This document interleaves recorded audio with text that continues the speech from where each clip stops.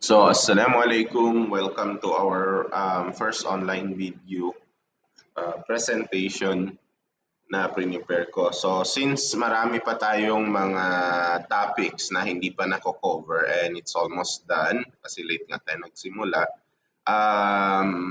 gusto kong gawin ito para maka-cope up kayo sa mga topics natin. And ginawa ko ay shorten it as possible. At the same time, nakuha ninyo kung ano yung pinaka salient point of the topics.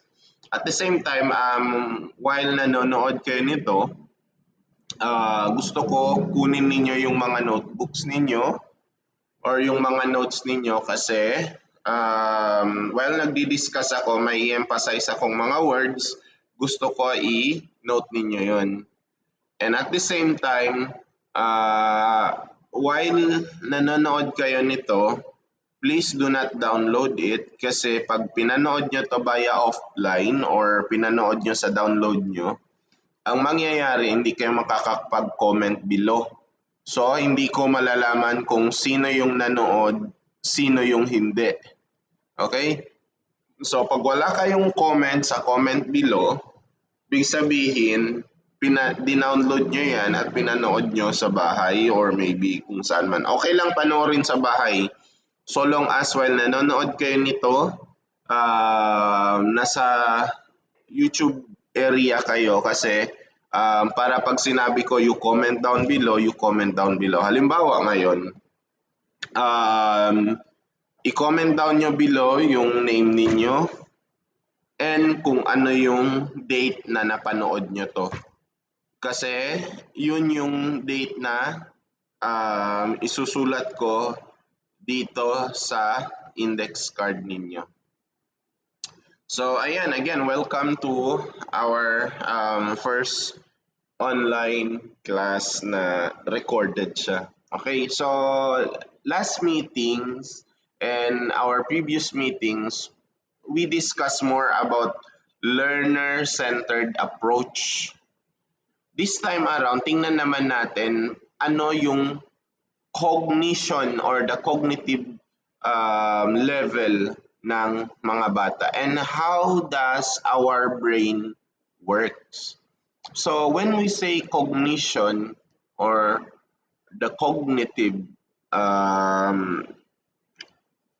should I say the cognitive side of our student, ano yung cognition or cognitive behavior ng mga bata natin considering sila yung mga client natin other than the parents. Pero most likely sila talaga yung client natin sa loob ng when we are speaking more about classroom. So let's try to understand how our brain remember things, kung paano na tatandaan ng utak natin yung mga bagay-bagay na nakita natin, narinig natin, at naramdaman natin. So let's try to understand the multi-store memory model ng ng ating utak. Kasi yung utak natin, meron itong function na kung saan para siyang memory card or USB na kung saan sinesave mo siya. Pero ang USB kasi isang function lang siya. Halimbawa, pag sinave mo, automatically hanggang hindi yan nakokorrupt ang USB, andyan pa rin yung files. Unlike yung brain natin, meron siyang functionality wherein merong mga short-term memory, may long-term memory. Okay? Unless, yun nga, pag makorrupt, nagkaroon tayo ng sakit, di natin matatandaan yung mga memories na kung anong meron tayo. So what is cognition? Okay? So cognition or the cognitive side of the individual, okay? Again, cognition or cognitive. Pag sinabi natin cognition or cognitive, you wrote it down in your notebook. Yung cognitive, it means yun yung level ng pag-iisip ng isang tao. So, cognition means how we think, learn, and remember. When I say level ng pag-iisip, it includes kung paano tayo mag-isip, how we think, paano tayo matuto, how we learn, and paano natin alalahanin yung mga bagay-bagay na natutunan natin. Minsan hindi lang mga natutunan natin kasi minsan pati yung mga bagay-bagay na hindi natin dapat alalahanin ay naaalala natin. Okay? Halimbawa, let's say, minsan pag sa school tayo, di ba? Halimbawa ngayon, most of the time, yung mga thinking level ninyo, sometimes naasiwa na kayo, sabi nyo, andito na naman po si sir, klase na naman, ang dami niya na namang pinagsasabi. So, ang nangyayari, yung utak natin, kung ang isang bagay ay gusto mo, sadyang maaalala mo yan. Okay? Kung isang bagay ay gusto mo, sadyang maalala mo yan. Halimbawa, let's say, etong klase, pag gusto mo to, mataas ang possibility na lahat ng mga topics, lahat ng mga subjects na dinidiscuss ko dito, maaalala mo. Okay? Pero pag naasiwa ka talaga sa topic na to and sabi mo na boboringan talaga ako kay sir, definitely 101% very minimum or minimal yung information na makukuha mo dito. Kasi bakit? Naboboringan ka, yung utak mo ayaw mag-process ng maayos. Okay? Ayaw niya mag-process ng maayos kung ano yung mga inaalala mo para dito sa subjects na to. But I hope, tulad ng sabi ko nung una pa, yung topic natin medyo mahirap. So, medyo boring at medyo boring, kaya boring talaga. But I'm trying to put this in a pace wherein hindi kayo maboboring and at the same time maintindihan ninyo. Okay? So example dito, when you solve a math problem at Lamitan National High School, let's say meron kayong activity sa Lamitan National High School. That's your cognition at work. Diba, nag-solve kayo ng problem. Yung nagtrabaho doon sa utak ninyo, yun ang tinatawag na cognition. Okay? Yung sa utak nyo, yun yung tinatawag na cognition. Halimbawa, another thing, sabihin natin, may crush kayo na kaklase ninyo or schoolmates ninyo or kapitbahay ninyo, kung sino man yan. Yung utak nyo, nagtatrabaho agad yan, sabi niya, ay, paano ko kaya to makausap? Paano ko kaya to siya lapitan? Paano kaya kami pwedeng paano kaya kami pwedeng magkatabi or mag-usap man lang? Kasi ang gwapo-gwapo niya or ang gandang-ganda niya, grabe naman, mga ganon. So yung process na tumatakbo sa isipan nyo, yung mga question na paano, ang nagpapatakbo niyan ay yung utak natin. And that idea or that concept is what we call the cognition or the cognitive side ng ating brain. Okay, let's proceed. Okay, let's have a memory master challenge. Okay, so in the comment section below, gusto ko ang gawin ninyo, try to memorize things. Memorize nyo yung yung mga pictures na meron tayo dito. So meron meron tayong iba't ibang items, animals na makikita dito. So gusto ko in 5 seconds, I will count. Gusto ko i-memorize nyo as many as possible. Walang dayaan ha.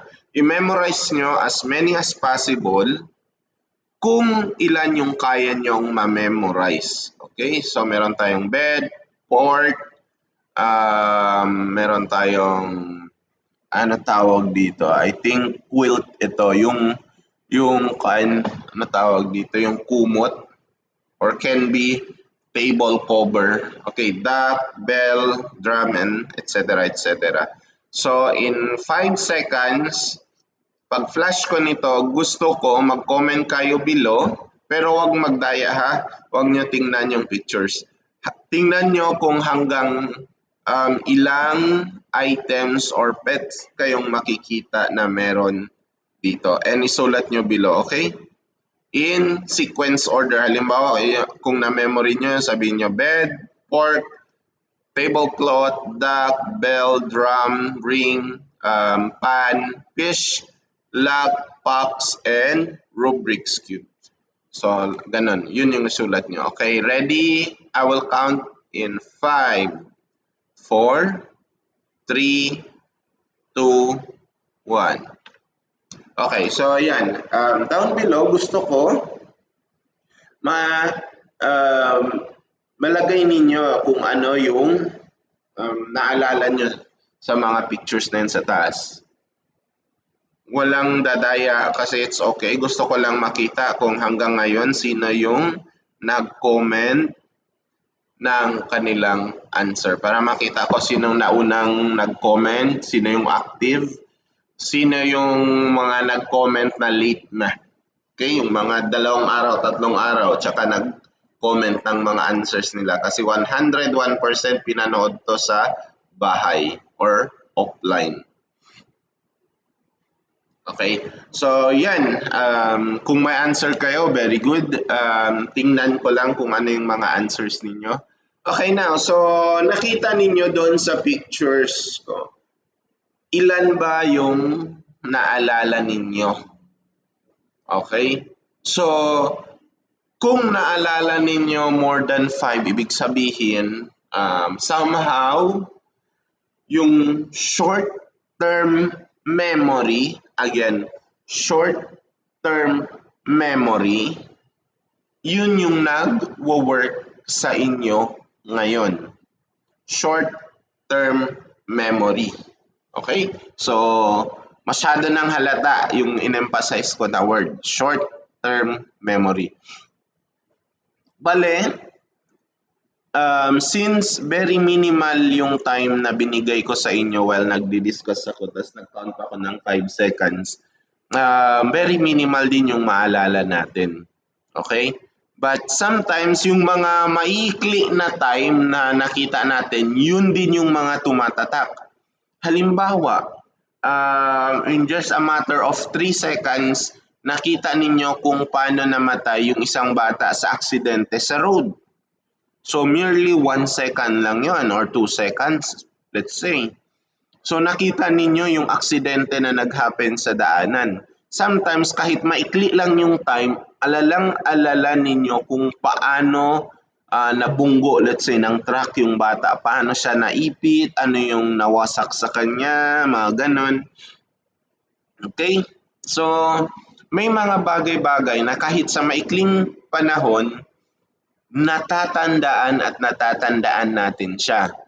Merong mga bagay-bagay naman na sa maikling panahon or kahit sa mahabang panahon na nakikita natin siya, hindi natin siya naalala.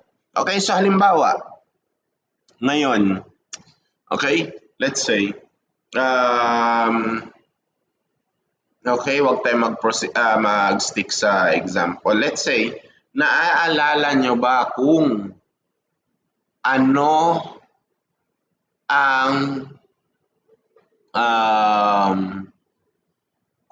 ang binibenta sa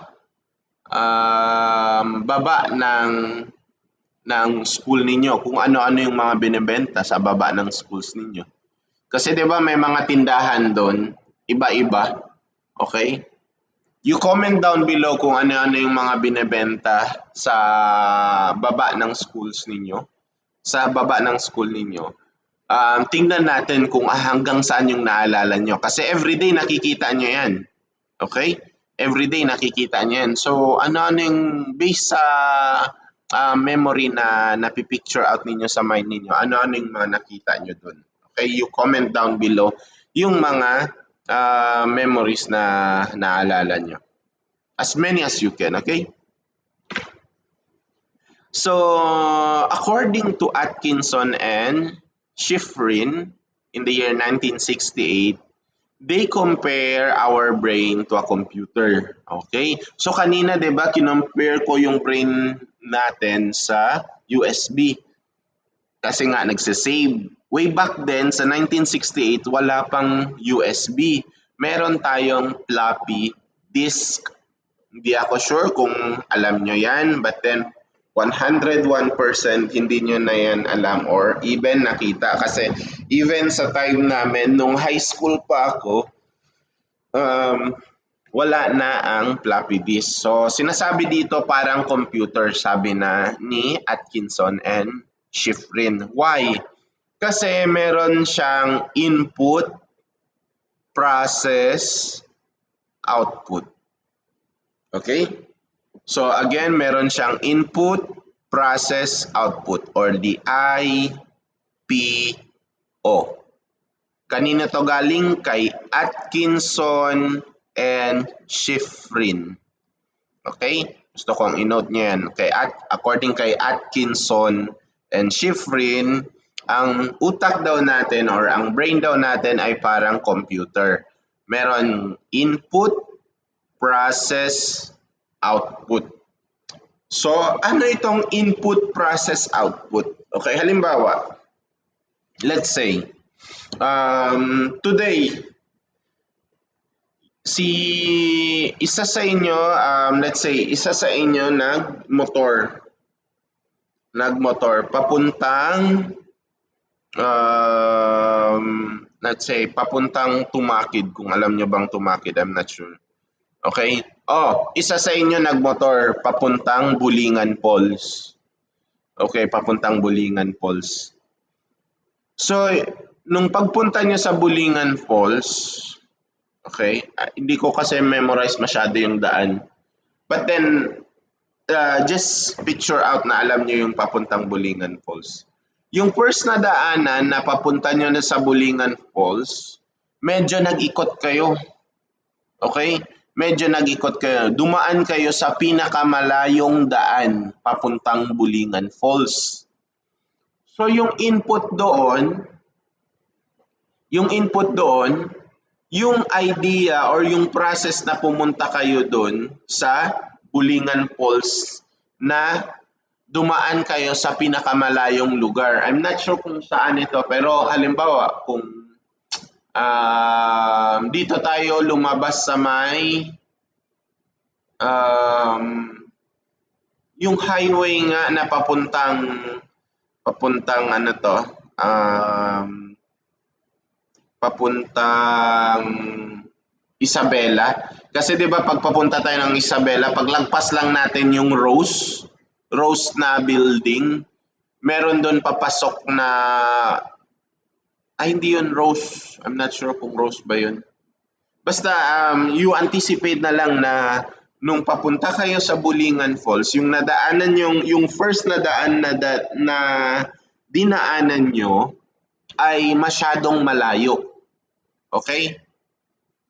So, naalala nyo, dito sa input, naalala nyo na pumunta kayo ng Bulingan Falls and dumaan kayo doon sa malayong daanan. Now, ang nangyari niyan, papasok na yan sa utak ninyo. Okay, itong input, sinasabi ko dito, yun yung process na pagpunta nyo doon. Okay? Yung pagpunta nyo doon sa Bulingan Falls kasi nga naligo kayo. Ngayon, nasa-save na yan sa utak natin. And napaprocess. Okay? Ngayon, nung pag-process sa utak natin, alam na natin na yung pagpunta sa Bulingan Falls malayo. Okay? Kasi nga yung nadaanan yung daan ay malayo. So, na-process na siya doon. Ngayon, andyan pa siya.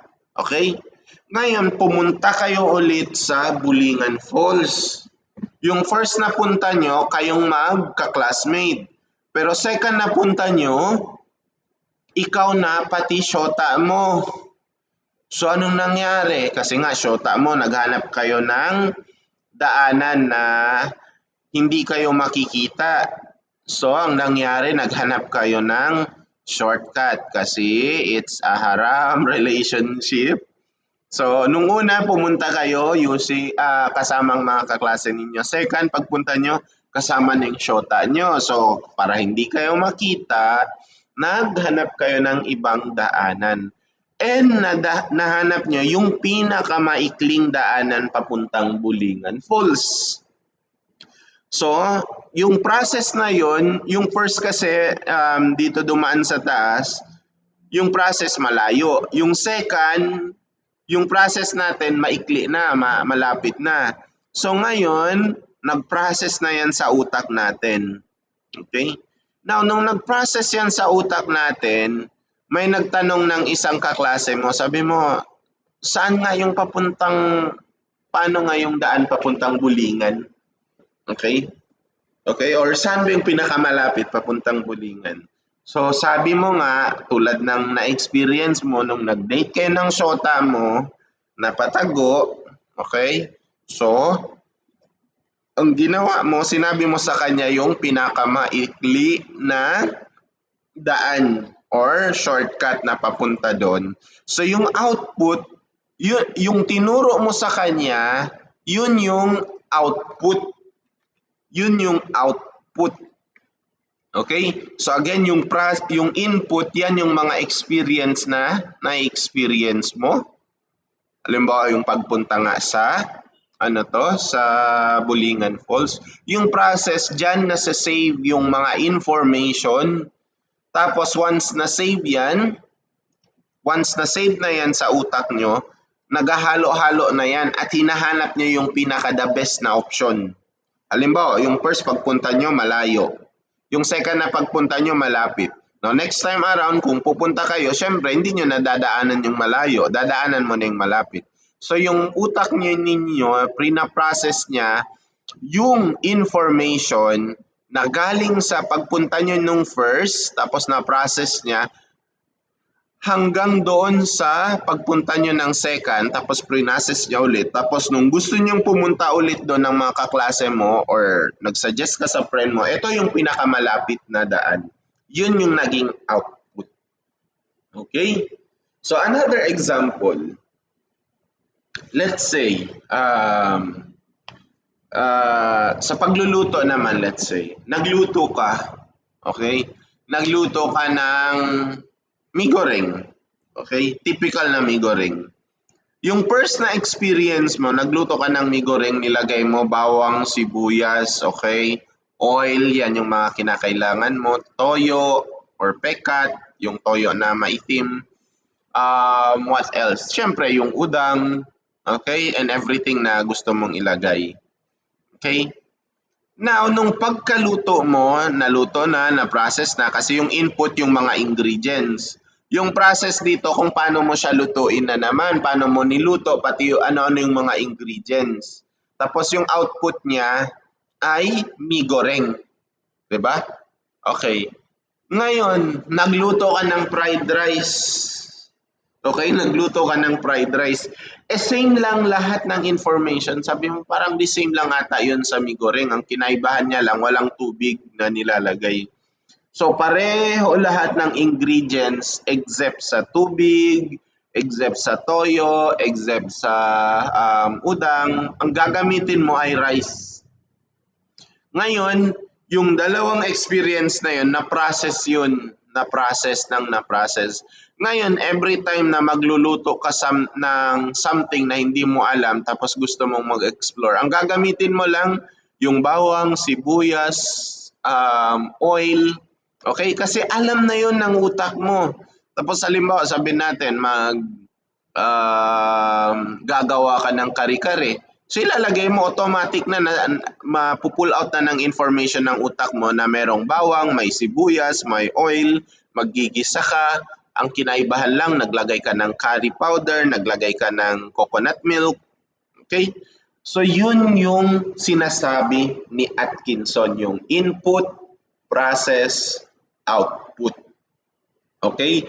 Tapos, na to store, ibig sabihin nasa save ito sa tatlong part ng utak. So first, we have yung sensory. Second, we have yung short term. Third, we have yung long term. Okay, i-discuss natin ano itong kaibahan ng tatlong to. Okay, let's have sensory memory. So again, andito tayo sa number 1, sensory memory. So in sensory memory, info comes from senses. So yung information, yung idea, okay, na nasa-save sa utak natin, nanggagaling siya sa senses. Okay, ano ba yung senses natin? Ano yung 5? Okay, gusto ko sa comment below, mag-comment kayo kung ano yung alam nyong 5 senses. Okay? Now, sinasabi niya dito sense of sight, sound, touch. Okay? So ano, meron pang iba. Sense of smell, sense of taste. So yan. It comes from our senses. So kung sight, ibig sabihin nakikita natin. Kung sound, ibig sabihin naririnig natin. Kung touch, ibig sabihin nararamdaman natin. Okay? When we tap our skin, nararamdaman natin. Or kung smell, naamoy natin. And at the same time, kung taste natitikman natin. So yung duration nito, it's around 1/4 to 1/2 second. Tingnan natin, di ba? Pagka-feel mo ng sense na yan, halimbawa yung light, 1/4 seconds, ibig sabihin 250 milliseconds na nafi-feel mo na yan. Okay? Meron ka ng memory niyan. Maalala mo na siya. Let's say, halimbawa, kinagat ka ng lamok. Okay? Pagkagat sa'yo, after after niya na kinagat, umalis na siya, mangangati ng kamay mo, automatic itatap mo yung kamay mo doon sa nangati. Kala mo namatay yung lamok. Okay, sometimes napapatay natin, sometimes naman hindi. So in just a matter of 1/4 seconds or 1/2 second, 1/4 second or 1/2 second, na nafi-feel na natin siya. Halimbawa, yung ilaw, nakikita na natin. Yung sound, naririnig na natin. Yung touch, nararamdaman na natin.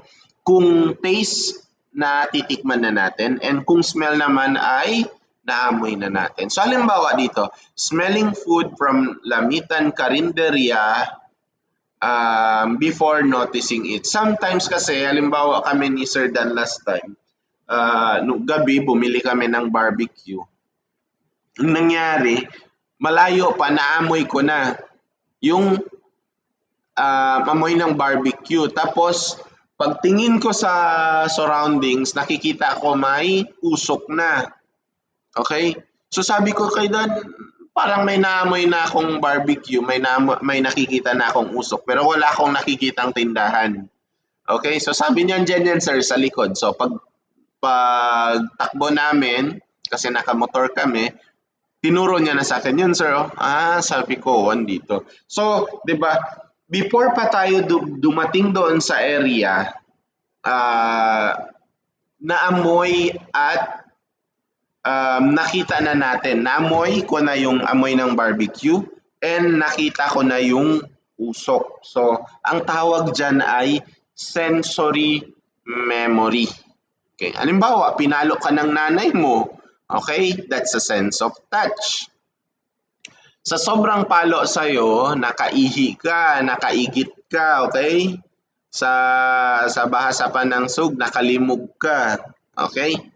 Nakalimog ng ihi ba? Nakalimog ng tae ba? Okay? So,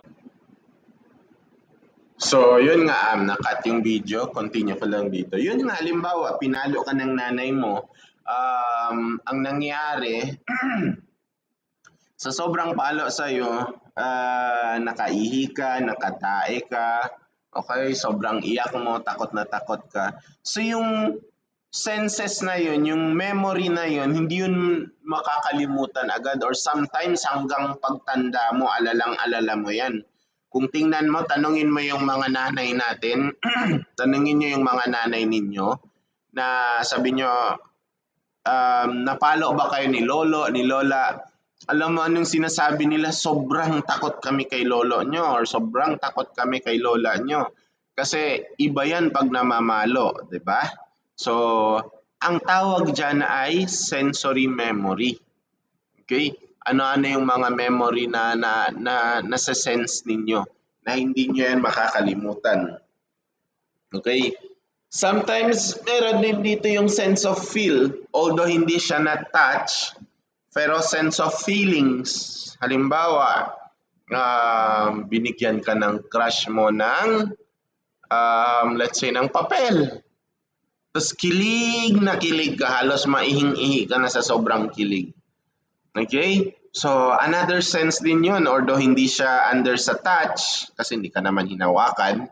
Okay? Not unless kung hinawakan ka. But what I mean here is, another sense yun, yung feelings na feel mo during sa time na yun, na binigyan ka ng papel ng crush mo, kahit hindi ka naman nagingi. Okay? So, yung crush mo naman, alam niya na crush ka niya, or crush mo siya, or crush mo siya, since alam niya, gusto niya naman magpakilig, so binigyan ka ng papel. So ayun, hindi mo makalimot-limutan kahit sa bahay niyo kinikilig ka. Okay? Natutuwa ka sa ginawa ng crush mo. So that's a sensory memory. Now let's talk more about short-term memory naman or STM. Again, you note this down, short-term memory or STM. Okay, ang short-term memory, it stores focus info for 0 to 18 seconds. Di ba kanina pina-memorize ko sa inyo, not necessarily memorize, pinakita ko sa inyo yung pictures, tapos as many as you can, you write down below yung kung ilang pictures yung naalala ninyo. Okay, so ibig sabihin, in a matter of 0 to 18 seconds, naaalala natin kung ano yung nakikita natin. Tapos beyond that, nakakalimutan na natin. Okay?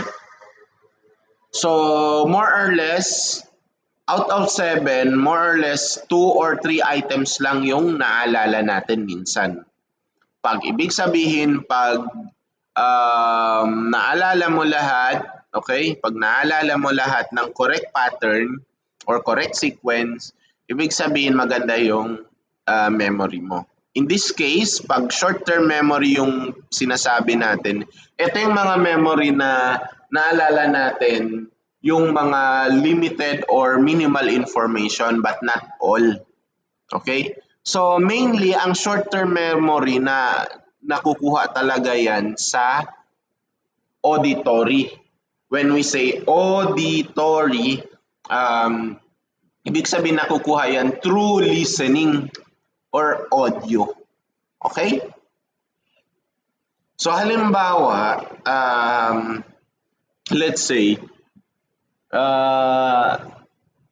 naaalala ninyo kung anong tulad ng example natin dito, ano yung phone number ng kaibigan ninyo. Okay? So, halimbawa, naalala nyo yun. That's another thing. Halimbawa naman, part of short-term memory ninyo, naalala ninyo na naalala ninyo kung ano yung first na topic natin nung nung first meeting natin, pero hindi nyo na maalala lahat. Okay? Meron kayong mga minimal na information na naalala. Okay? So yan, kasi nga na sabi ni Sir. So yan yung short-term memory. Now, ano naman yung long-term memory or LTM? Again, long-term memory or LTM. This is the info rehearsed becomes long-term. Okay, so kung yung information or yung isang bagay na paulit-ulit mong naiintindihan, paulit-ulit mong naririnig, at paulit-ulit mong nakikita, nagsaserve siya as long-term memory. Okay, halimbawa, yung pagkanta natin ng Lupang Hinirang. Okay, hindi Bayang Magiliw ha, Lupang Hinirang. Okay, yung pagkanta natin ng Lupang Hinirang, ang nangyayari, nung bata tayo, binigyan tayo ng kopya. Minsan nga, hindi pa tayo binibigyan ng kopya eh. Okay, naririnig lang natin every flag ceremony. Okay, so every flag ceremony, naririnig natin, nare-rehearse natin or paulit-ulit nating naririnig at kinakanta hanggang sa na-memorize na natin. Ngayon, pag ipakanta yun sa'yo, alam na alam mo kung ano or paano kantahin ang Lupang Hinirang. Okay, so ano yung capacity niya? Unlimited. Okay, when we say unlimited, kahit gaano yung kahaba, pag everyday mong ginagawa or palagi mong ginagawa, na memorize mo. Okay? Let's say, yung mga hafids natin, di ba, isang buong libro ng Quran na memorize nila. Okay? From period to period, saan mag-stop, saan mag-pause, saan magpahaba kung may mad. Okay? Na memorize nila. So yun. Tapos, ano naman yung kanya mainly meaning based. So ibig sabihin, other than sa na-memorize niya yung ano tawag dito, yung entire Quran, mostly yung pinaka-meaning nun na-memorize niya rin. Okay? Yung pinaka-meaning. Kaya nga minsan pag magdadalil sila, dinediretso nila from Quran tapos i-explain nila agad. Okay, kasi alam na nila yung meaning nun. Okay, another example, yung pagdinig nyo sa music. Okay? So, ngayon narinig nyo yung music today. Okay, after ilang minutes na play na naman sa ibang radyo. After ilang minutes na play na naman sa program ninyo.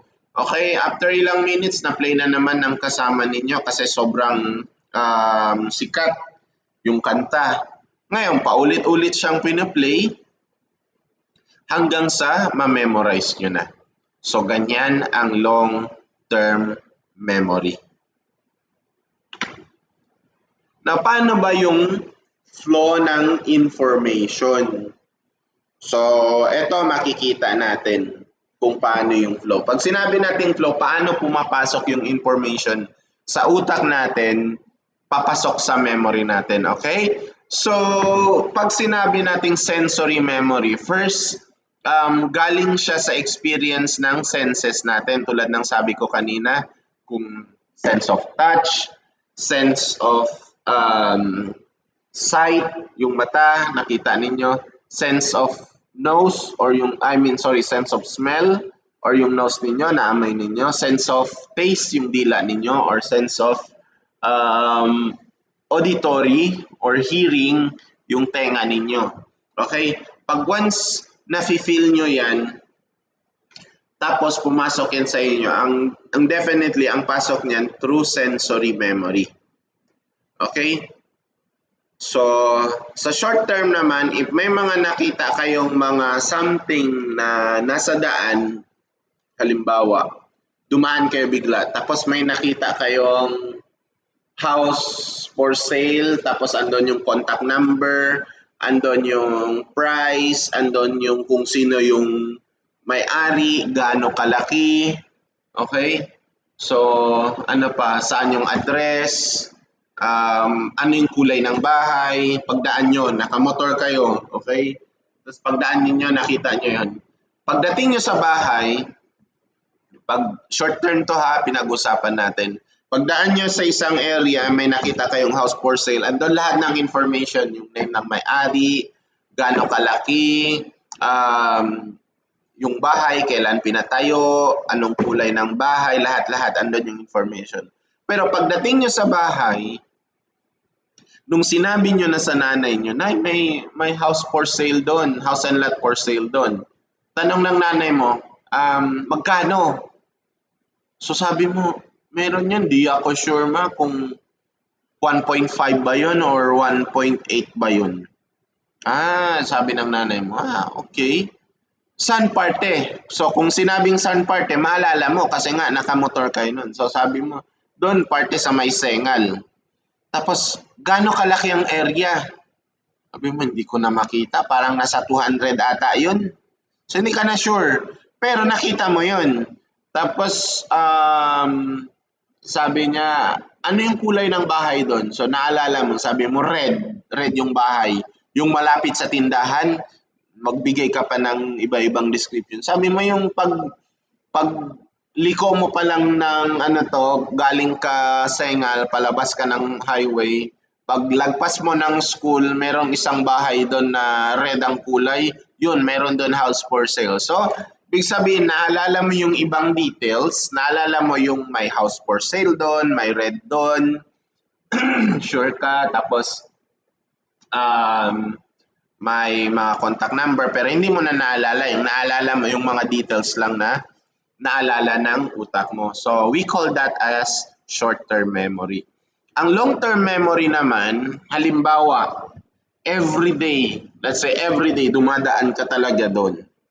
Pag everyday dumadaan ka doon, pagbalik mo ng bahay, 101% sasabihin mo sa nanay mo, ma, ganito yung laki niya, ma, ito yung contact number, ma, ito yung pangalan ng may-ari. Ma, ito yung exact na bahay. Ma, ganito ganyan. So, kasi nga everyday mo nang dinadaanan, so nare-rehearse na siya.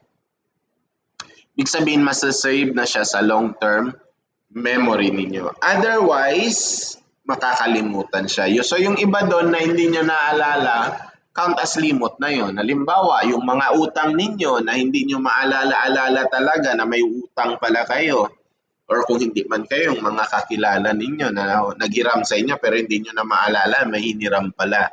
Okay? So sometimes yung mga memory na yon, kinakalimutan na lang. Okay, so we have primacy and recency effect. So ano ba tong primacy and recency effect? According kay Glanzer and Kunitz in the year 1966, according to them, yung first item na naalala mo or you remember is our long-term memory or yun yung primacy. Okay? So yung primacy is our long-term memory. Then yung last items na naalala mo or item na naalala mo, yan ang recency. Okay? Ano yung primacy? Yan yung long-term memory natin. Okay? Yung recency naman, yan ang short-term memory natin. So kung ano yung first na alala mo, yan yung tumatagal talaga sa'yo. Okay? So pag may magtanong, gusto kong bumili ng bahay, may alam ka ba? Sabi mo, uy, doon nakita ko. So automatic, may house for sale doon. Yan yung primacy natin. Yung last items to remember naman, halimbawa hindi natin siya naalala masyado, short-term memory nga lang. So tatanungin niya, saan parte? Doon parte sa may Sengal. Magkano yun? Ayan, di ko na maalala. Saan parte? Yung may red na bahay. So yung short-term memory, yan yung recency lang. Okay? Yung middle items or yung mga bagay-bagay na hindi mo nakalimutan, dyan, nawawala na yan. Sorry, yung mga bagay-bagay na hindi mo natatandaan, yun yung mga nawawala na.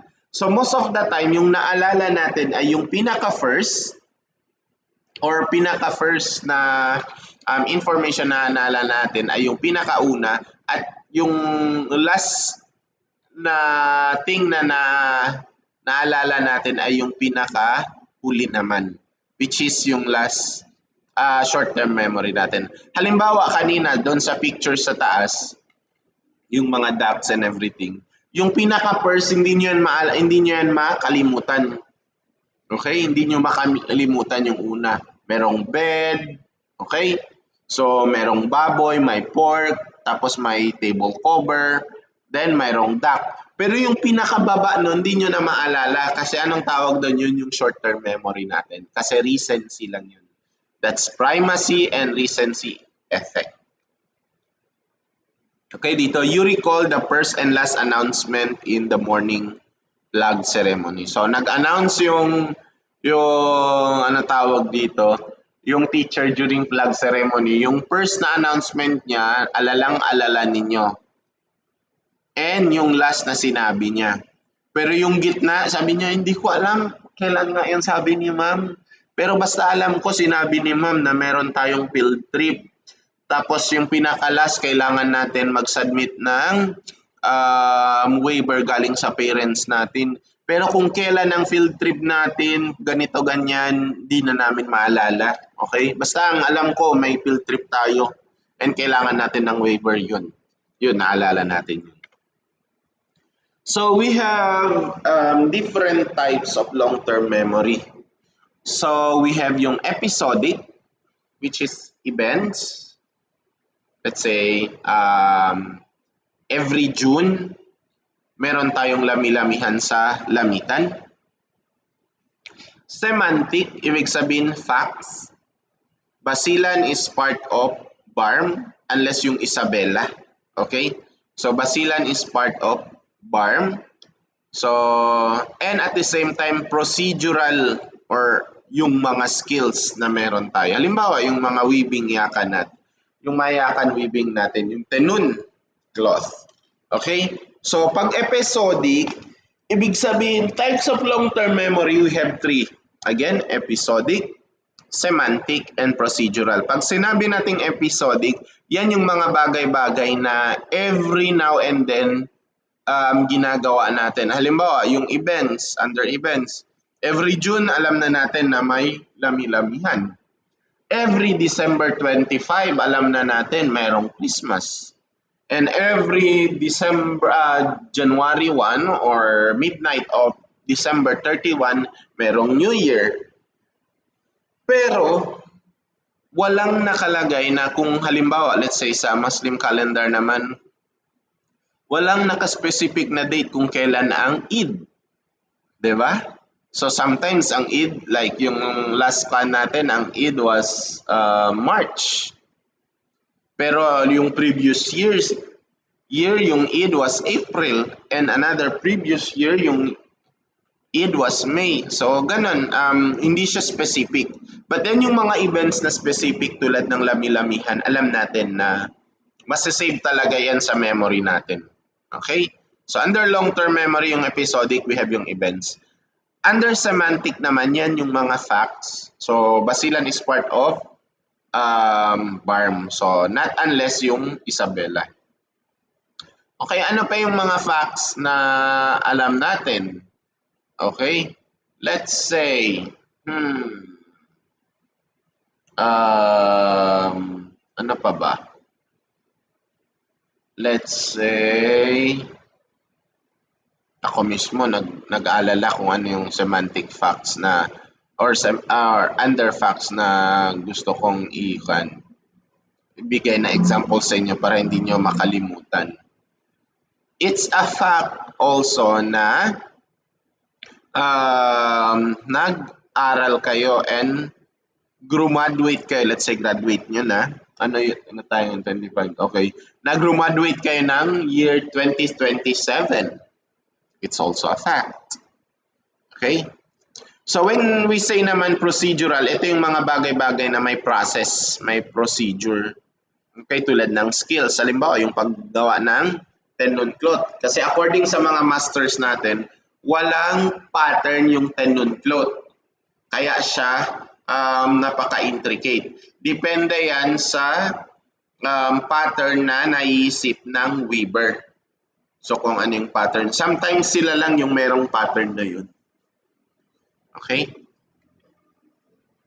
Ano naman yung memory model recap? So ito yung diagram natin. So from sensory kung ano yung nafe-feel natin, nasa-save siya sa short-term memory natin. Pero dito sa short-term memory natin, pag palagi natin siya nare-recall, palagi natin ginagawa, palagi natin nakikita, nasa-save siya sa long-term memory. So why is it important to know how our memory works? Bakit nga ba importante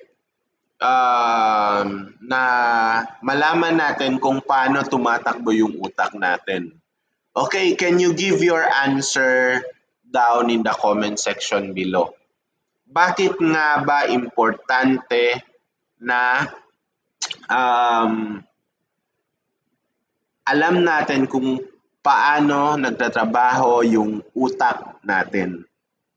Okay, halimbawa dito sa isang example na sinulat ko, it helps remembering lessons during quizzes.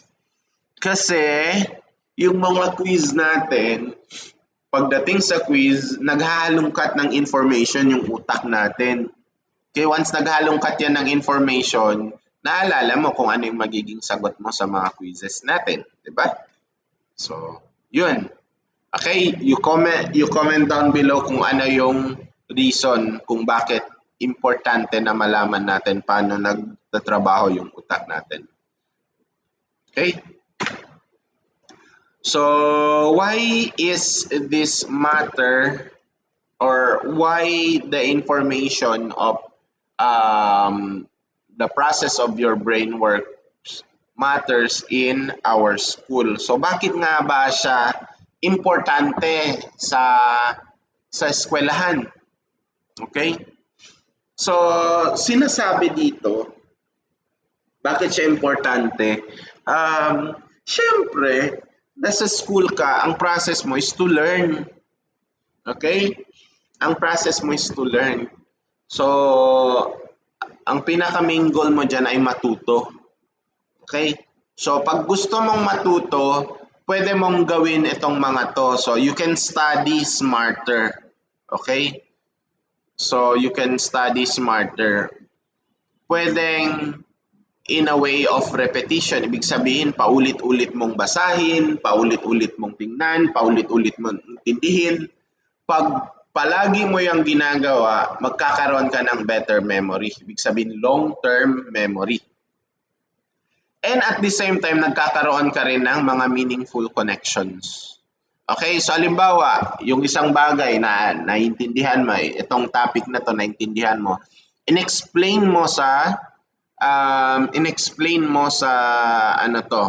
sa kaklase mo. Ibig sabihin, nako-connect mo yung information na nababasa mo lang or naririnig mo sa akin, tapos in-explain mo sa kasama mo and naintindihan nila.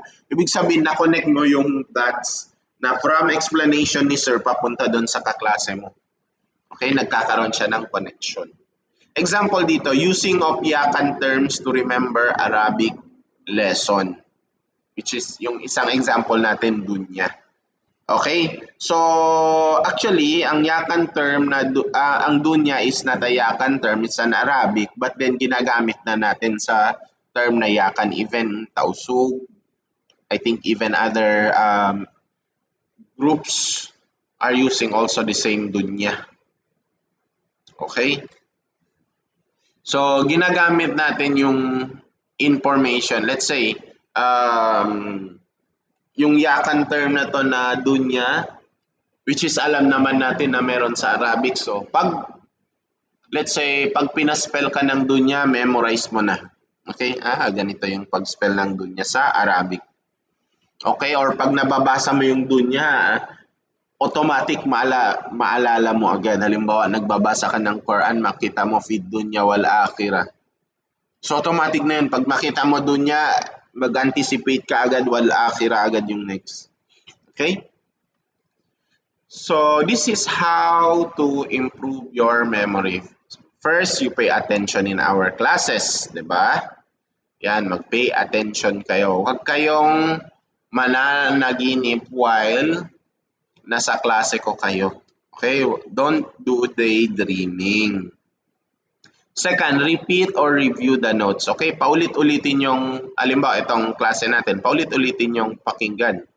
Paulit-ulitin yung panoorin para maintindihan ninyo. And you review your notes. And lastly, connect info to real life. Okay? That's why pag nagbibigay ako sa inyo ng situation, puro real life. Kasi gusto ko, kung ano yung nafe-feel or nakikita ninyo or na-experience ninyo sa real life, yun yung mga examples na maibibigay ko sa inyo.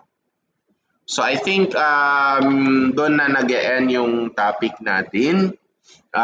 Thank you so much, and I hope you learn, and at the same time you comment your answers below doon sa time kung kailan ko ginawa yung video. May mga time frame doon. Okay, so if you have any question, you can comment your question below. Okay? So sinasabi ko dito, learning how to learn is your superpower. Yung process kung paano mo pwedeng matutunan ang isang bagay, yan ay isang superpower. So again, thank you so much. See you in the next online class record na gagawin ko next meeting. Assalamualaikum.